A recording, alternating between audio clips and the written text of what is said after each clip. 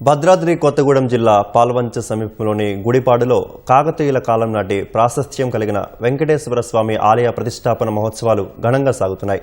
వేడుకల్లో భాగంగా వేద పారాయణం, శ్రీ మహాలక్ష్మి మూల మంత్రహోమం, పంచశయ్యాదివాసము, పుష్పాదివాసం భక్తుల కోలాహలం మధ్య వైభవంగా సాగింది.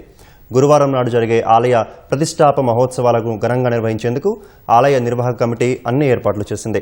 Shyamala Gopalan education foundation chairman Suresh Reddy ఆధ్వర్యంలో ఉత్సవాలు సాగుతున్నాయి.